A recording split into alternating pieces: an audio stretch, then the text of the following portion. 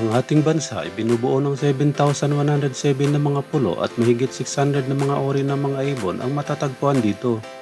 Ang Pilipinas ay isa sa mga pinaka the best birding destination sa buong mundo.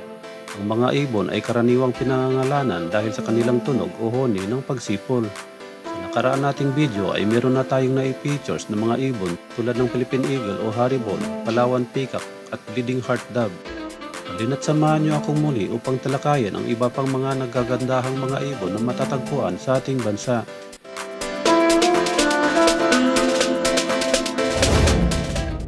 Welcome sa Smarter Mind Matters channel. Huwag kalimutang pindutin ang like button, magkomento sa ating video at mag-subscribe na rin sa ating channel. Pakikalimbang na rin ang bell button para updated ka sa mga bagong video na aming i-upload.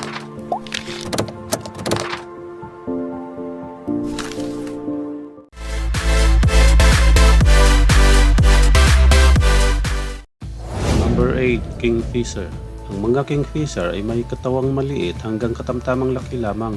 Sila ay may malalaking ulo, mahaba at matulis na mga tuka, maiigsing mga paa at maiigsing ngunit malapad na buntot. Ang ibong kingfisher ay isa sa mga kinaaliwang hayop sa mundo ng mga ibon marahil dahil sa matingkad na kulay ng kanilang balahibo. Ang kanilang mga kulay ay karaniwang bughaw, luntian at orange-brown. Ang kanilang malaki at matulis na tuka ay mabisang sandata sa paghuli ng kanilang makakain. Taliwas sa kanilang pangalan, hindi lahat ng mga kingfisher ay kumakain ng mga isda lamang. Sila ay kumakain din ng maliliit na mga hayop katulad ng crustacean, butiki, suso at mga kulisap. Maraming mga species ng kingfishers ang nakatira malapit sa mga tubigan, ngunit may mga kingfishers din naman na ginusto tumira sa kakawayan at kagubatan. Sa Pilipinas, mayroon tayong 19 na species ng kingfishers na may 11 species na endemic lamang sa ating bansa. Sa buong mundo, sila ay may 114 species. Karamihan sa mga species ay matatagpuan sa mga tropical na rehiyon ng Africa, Asia at Oceania. Ang mga kingfishers ay nakatira sa mga sanga ng mga punong kahoy. Kapag sila ay mangingitlog na, sila ay namumugad sa mga uka sa puno o kaya ay naguhukay sa lupa sa gilid ng mga bangin. Ang ilan naman ay naguhukay sa bahay ng mga anay para doon mangitlog. Ang kingfisher ay tinatawag na tigorot sa ilang mga lugar sa Visayas.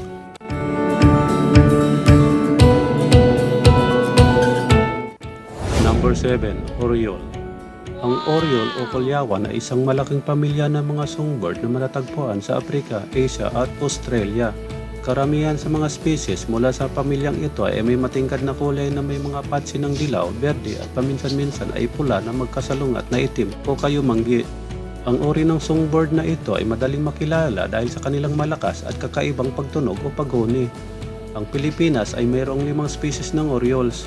Ang pinakalaganap na uri ng ibong ito ay ang black-nape oriole, isang uri ng kilyawan na matatagpuan rin sa iba't ibang bansa sa Timog Silangang Asia. Ang pinakapambihirang oriole ng Pilipinas ay ang Isabela oriole, endemic at matatagpuan lamang sa Luzon at sila ay nabibilang na sa critically endangered species. Ang mga oriole ay tinatawag sa lokal na pangalan na kiyaw, kikiyaw, kilyawan at kulyawan. Ngunit sa probinsya namin, ito ay tinatawag na tuliyaw.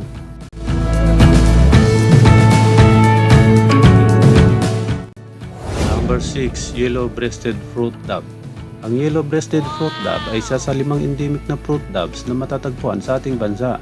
Sila ay tinatawag sa lokal na punay. Isa sila sa makukulay na uri ng fruit dove na makikita sa Pilipinas.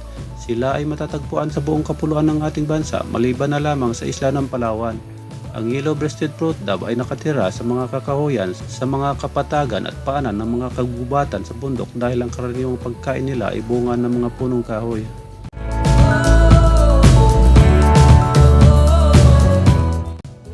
Number 5. Fire-breasted flower picker. Ang Pilipinas ay tahanan ng maraming mga bird picker. Sila ay maliliit at maigsi lamang na uri ng mga ibon na may mga maliit ngunit matibay na may kaunting pakurba na tuka. Ito ay nakadisenyo para sa pagkain ng maliliit na mga prutas at pagsipsip ng mga nektar ng mga bulaklak. Sila ay may balahibong kulay asol sa itaas ng kanilang ulo hanggang sa kanilang mga pakpak.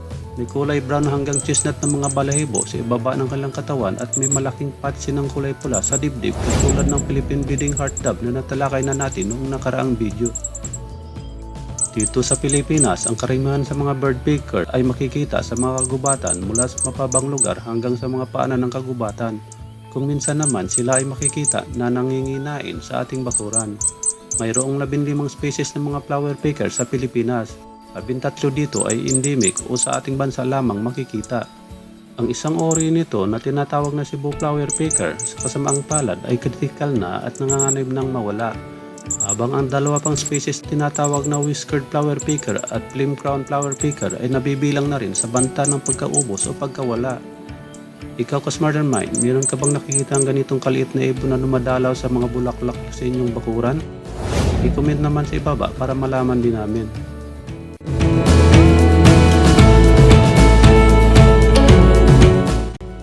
Number 4. Handsome sunbird.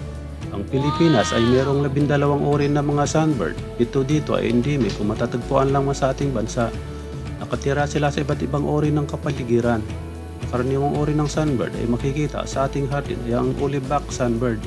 Ngunit ang bida na sunbird sa kwento natin ngayon ay ang tinatawag na pugi o handsome sunbird sa Ingles.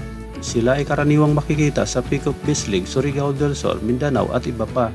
Ang handsome sunbird ay isa sa pinakamaliit na sunbird sa Pilipinas at karaniwang makikita sa mga isla ng Pilipinas maliban na lamang sa Palawan kung saan ang ibang uri ng sunbird ang makikita dito.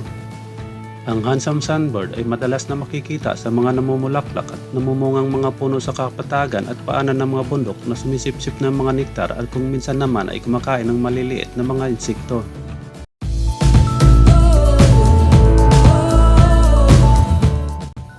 Number 3. Luzon Flameback.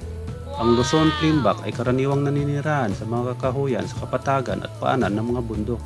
Sila ay matatagpuan lamang o endemic sa hilagang mga isla ng Luzon katulad ng Pulilio, Catanduanes at Marinduque. Sila ay may kulay pulang balahibo sa likod, kulay dilaw na tiyan, itim na buntot, liig at dibdib. Makikita rin ang mga puting tuldok sa dibdib, liig at puting linya sa likod ng kanilang mga mata. Kanilang palong ay kulay itim rin na may mga tuldok na kulay puti sa mga babae at pula naman sa mga lalaki.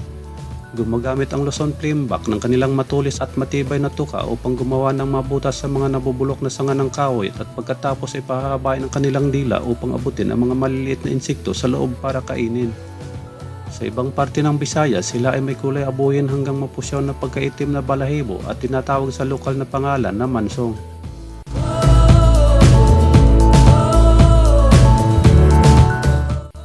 Number 2. Red Hornbill. Ang mga red hornbill ay kilala rin bilang Mindanao wrinkled hornbill. Ito ay isang uri ng hornbill na makikita sa mga mahalumigmig na kagubatan sa mga isla ng Pilipinas tulad ng Mindanao, Dinagat at Camiguin Island. Ang mga hornbill ay tinatawag na tirik sa ibang lugar sa Visayas. Ang mga lalaki at mga babae nito ay may kulay orange-red na balat sa lalamunan at sa paligid ng kanilang mga mata. Ang mga red hornbill ay nanganganib ng mawala sa ating kagubatan dahil sa pangangaso at unti-unting pagkaubos ng kanilang tirahan. Sila ay kabilang na sa critically endangered species na mga ibon. Ang iba pang uri ng hornbill na nanirahan sa mga rainforest sa mga isla ng Negros at Panay sa Pilipinas katulad ng wrinkled hornbill, Walden's hornbill o red-tailed hornbill ay nanganganib na rin na mawala.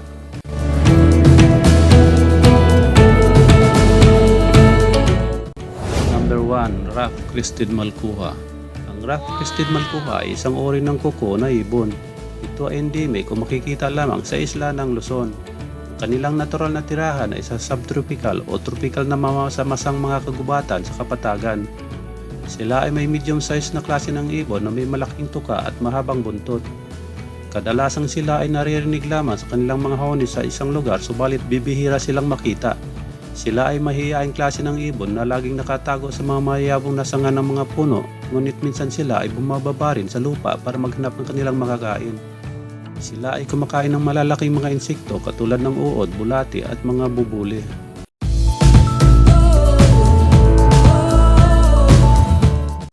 Ang ating kagubatan ay punong-puno ng magaganda at kamanghamanghang mga nilalang katulad ng mga ibon na laganap sa buong kapuluan at malayang namumuhay sa ating mga kagubatan at kabundukan. Kaya dapat nating pangalagaan upang sila ay manatiling buhay at lalong dumami pa sa ating kapaligiran.